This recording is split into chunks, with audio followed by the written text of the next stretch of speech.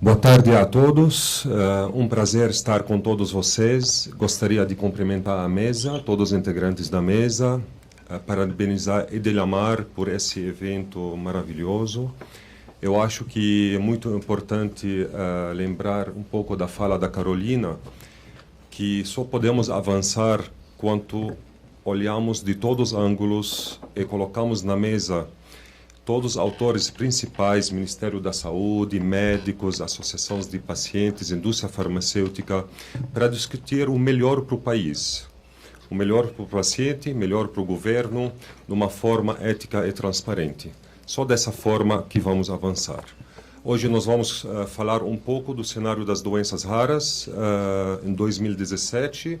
Vai ficar um pouco difícil acrescentar muito, né, depois de tantas falas importantes. Como todo mundo sabe, que existe hoje em torno de 8.000 doenças raras catalogadas. Mas desses 8.000 doenças raras, existe somente em 3 a 5% de tratamento medicamentoso. Por isso, nós precisamos avançar mais, trazer mais tecnologias, mais pesquisa clínica. Só que no mundo hoje, para estudos no mundo sobre medicamentos para doenças raras, existe em torno de 470 estudos. Somente 12 no Brasil. É muito pouco.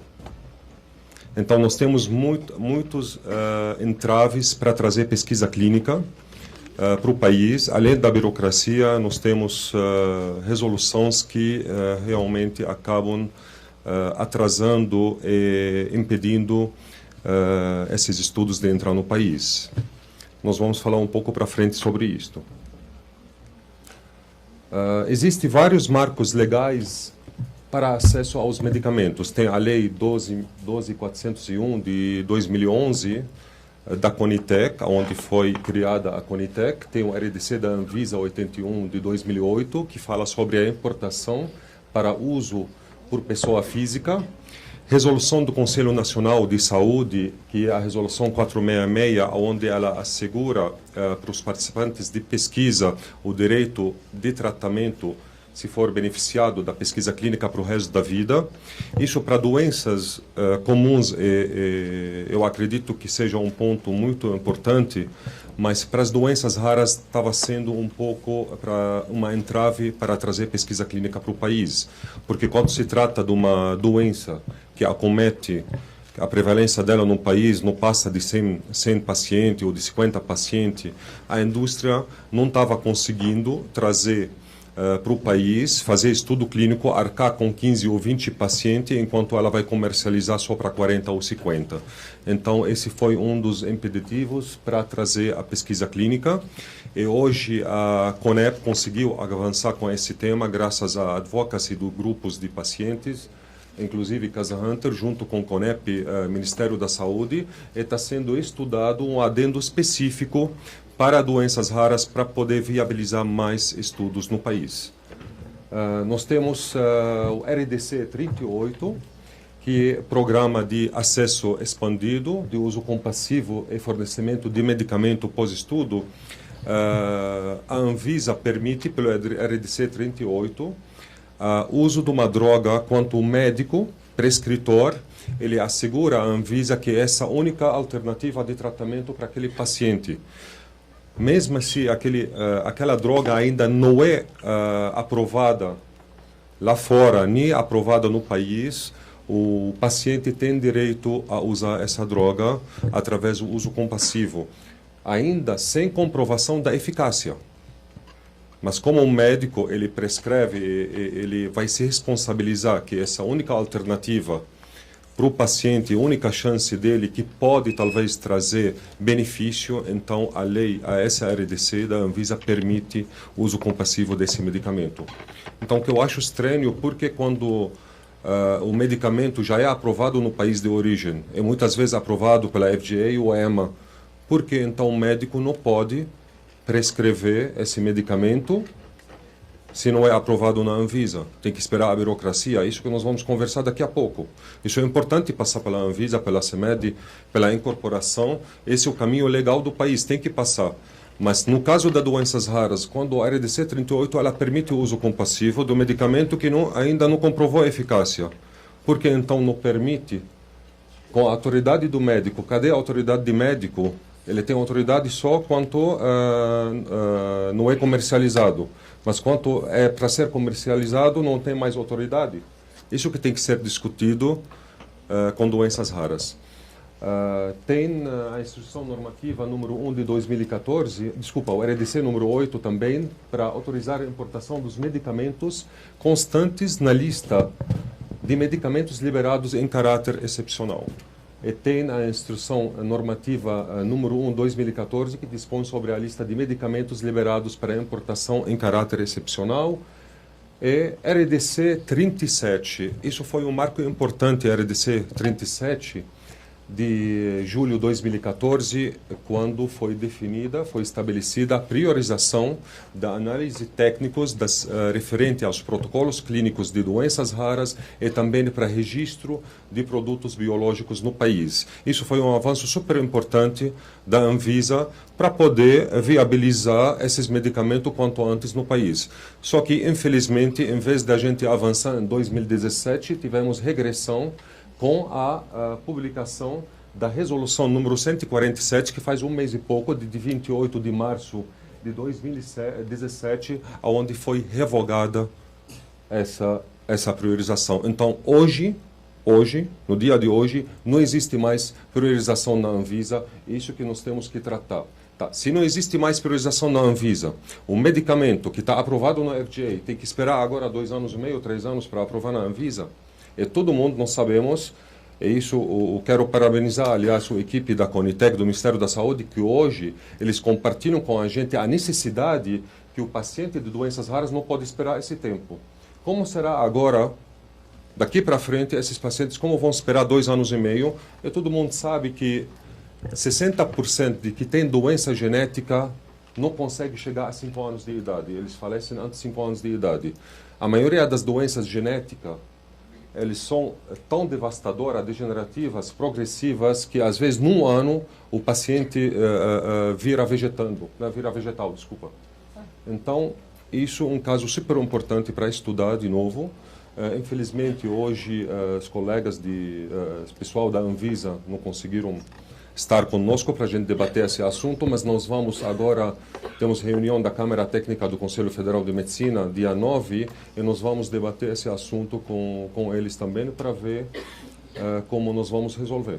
Porque eu acredito que isso vai impactar numa forma negativa, também referente ao trabalho, referente à judicialização, referente ao Ministério da Saúde, referente a tudo que está sendo construído. As doenças raras, nós tivemos, como todo mundo sabe, a portaria 199 de 2014, que a Política Nacional de Atenção Integral às Pessoas com Doenças Raras, onde ela definiu que a prevalência que é menor de 1,3 para cada 2.000 indivíduos no Brasil é considerado doença rara, ou até 65 para cada 100.000 habitantes.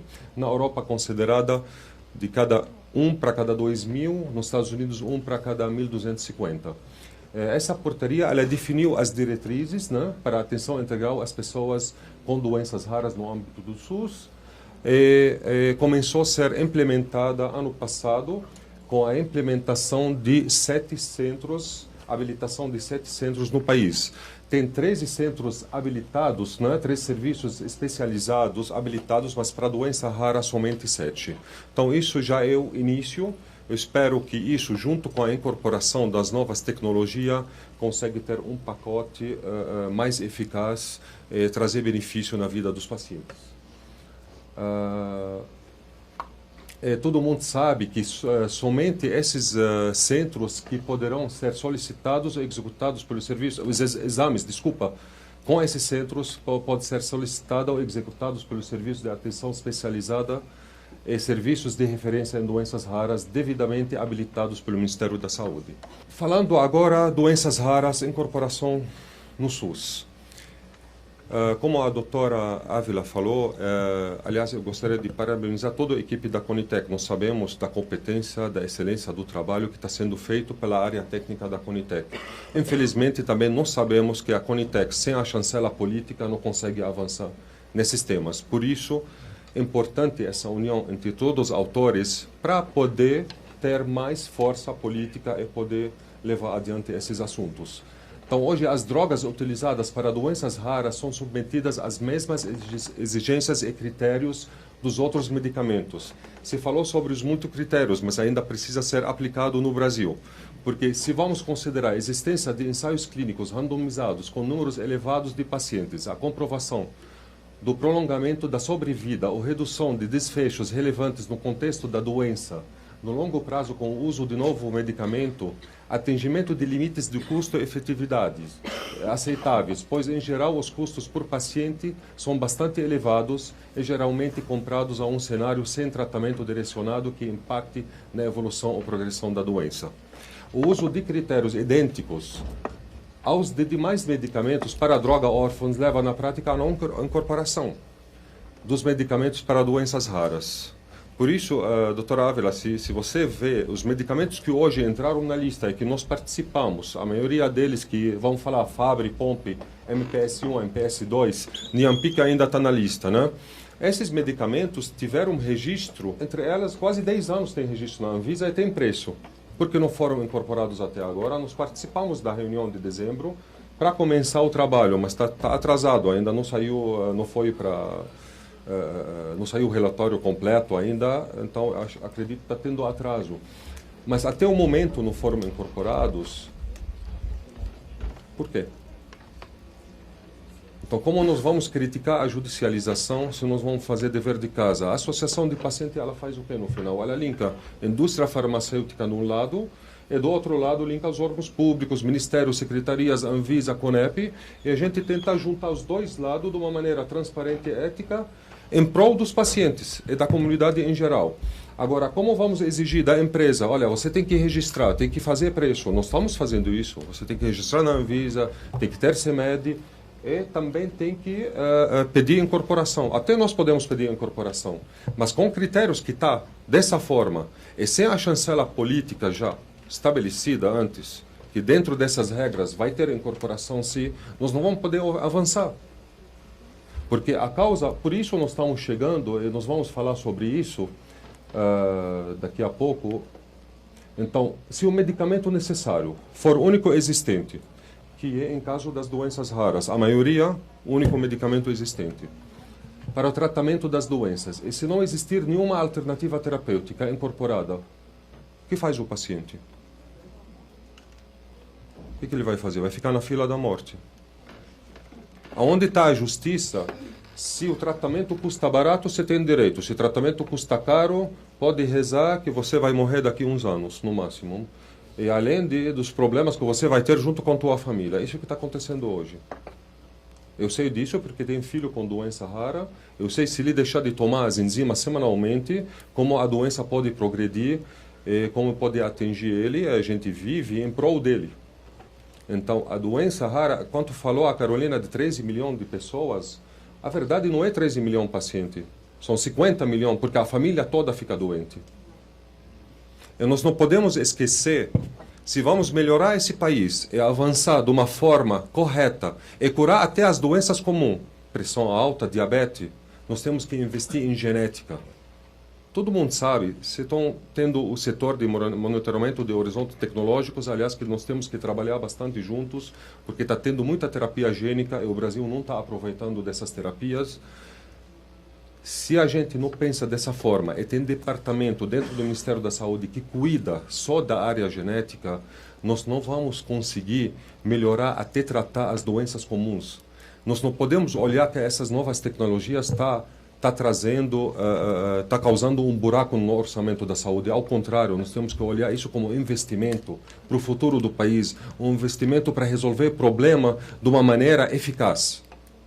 Isso que nós temos que enxergar. Quando a gente começa a enxergar desse ponto, aí a gente vai enfrentar o problema e vamos resolver o problema de preço, de registro, de judicialização. Que judicialização, ela traz maior problema, não é só para o Ministério, também para o paciente. Isso que nós vamos falar daqui a pouco também. Então, infelizmente, com todo esse cenário, só sobrou a judicialização. Quais são os fatores da judicialização? A não incorporação de medicamentos para o tratamento para doenças raras e falta de alternativa terapêutica disponível. Não existe metodologia própria adequada para a Conitec avaliar a possível incorporação de novas terapias no SUS. Atrasos é problema de logística. Isso é super importante que também Gisela falou. Mais de 50%, isso temos que deixar bem claro, mais que 50% das ações judiciais no país, o volume, de volume estou falando, são de ações de medicamentos já registrados e incorporados na lista do SUS. E vocês sabem que quando a gente faz um pedido administrativo, custa para fazer esse pedido para o governo R$ 2.500 por paciente, através do pedido administrativo. Quanto é judicializado, custa R$ 10.000. Esse 50% do volume de ação é dinheiro jogado fora. Falta de gestão. População sem subsídio. 75% da população conta apenas com o próprio salário para a compra de medicamentos. Crise econômica, todo mundo sabe, as dificuldades financeiras e a taxa de desemprego. Tivemos 1 milhão de pessoas que saíram do mercado privado, agora estão na cola do SUS, infelizmente. Envelhecimento da população, os idosos já representam 12% da total da população, aumentando a incidência da doença como câncer, hipertensão, diabetes e problemas neurológicos. E a consequência da judicialização? Em primeiro lugar, desorganização das contas públicas. Porque se a gente não faz um plano para enfrentar problema e resolver de uma maneira correta, certa, sem dor de cabeça, maneira justa, isso que vai acontecer sempre. O Ministério da Saúde vai reclamar sempre. E não tem como. Você tem como adivinhar quantas ações você vão receber mês que vem? Ninguém tem como adivinhar isso. E isso não é culpa do paciente. Isso que queremos deixar claro, não é culpa do paciente. Nós não temos culpa se existem ações antiéticas, se existe droga caríssima. O governo tem que negociar isso. Nós vamos ajudar o governo a negociar isso. Só que tem que abrir a porta para a gente sentar todo mundo numa mesma mesa e negociar de uma maneira transparente. Colocar todo mundo, cada um no quadrado dele e cada um ter a responsabilidade dele para cumprir, que tem que ser cumprido. Então, em apenas 5 anos, infelizmente, o gasto do Ministério da Saúde com ação judicial aumentou, saltou de 370 milhões para 1,3 bilhão, 1,6 bilhão, mais ou menos isto. Não é, Alexandre? Você pode me corrigir, talvez, né? Mais ou menos. Favorecimento aos que melhor demandam e não aos que realmente necessitam. Para mim, eu vejo... Tem muita gente, juiz, falam não podemos dar tudo para todos, o gestor público. Às vezes eu vejo que uma água de coco judicializada, às vezes, pode representar água de coco que custa R$1 para o Estado. Pode representar um luxo. Enquanto uma droga de R$1 milhão, ela representa uma necessidade para salvar a vida daquele paciente. É muito mais importante daquela água de coco. É isso que nós temos que olhar, nós temos que ver. A banalização da judicialização que levou a esse cenário. Geração de oportunidades para ações antiéticas e prejudiciais ao sistema, fraudes e escândalo. Só que isso 5% e 95% que são legítimos vão pagar por esses erros? No final da conta, Ministério da Saúde, médicos, indústria, somos todos brasileiros. E essas doenças podem atingir todo mundo. Nós estamos falando da saúde, da dignidade humana.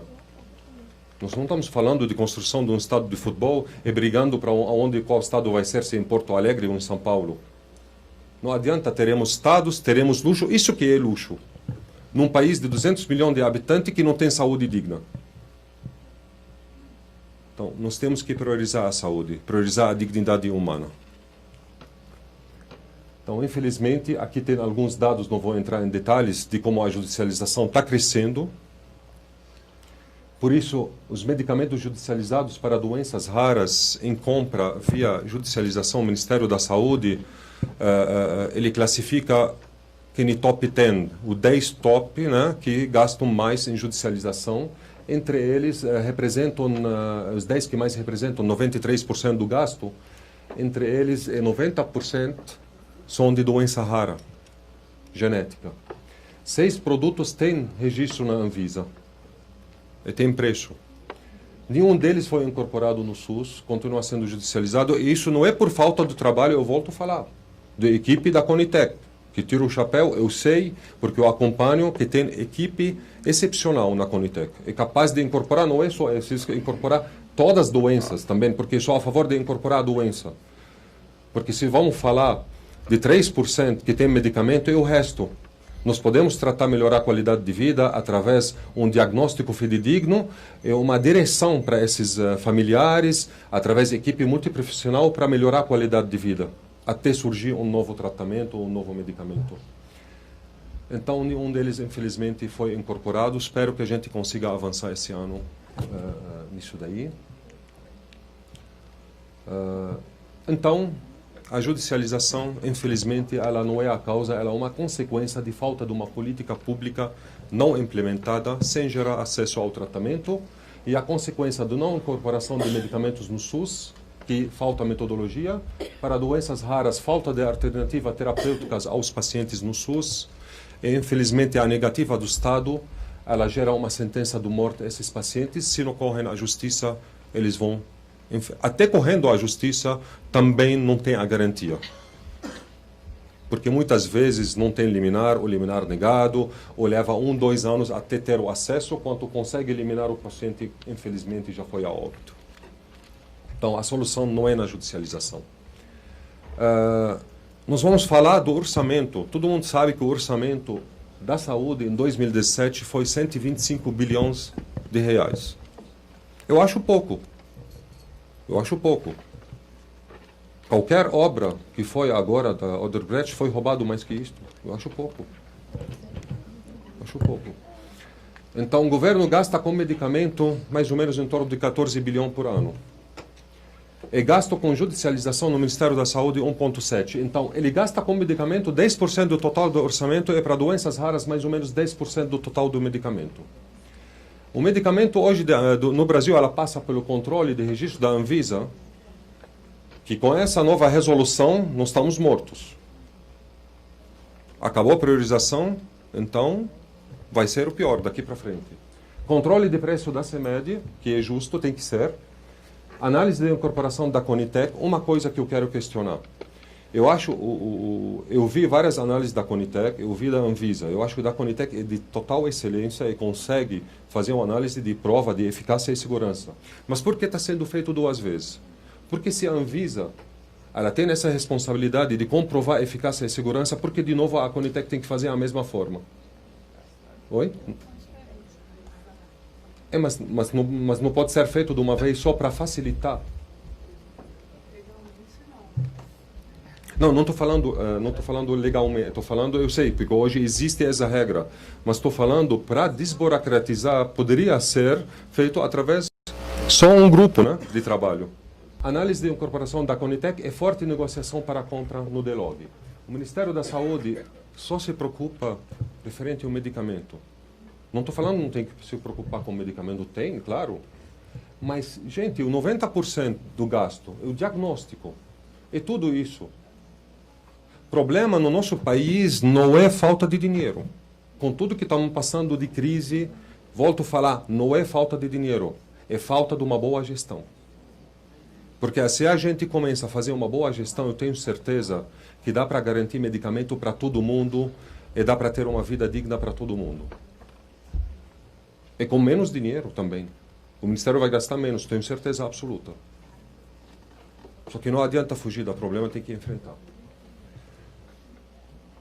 Então, na nossa opinião, o governo, como prioridade, deve implementar a Portaria 199, educar os médicos e a população em geral sobre as doenças raras, diagnosticar precocemente os pacientes para que possam evitar mortes prematuras e progressão das doenças, credenciar mais centros de referência para que possam cuidar do tratamento integral dos pacientes com equipe multidisciplinares, criar metodologias de avaliação de como incorporar tratamentos eficazes que possam tratar os pacientes com doenças raras.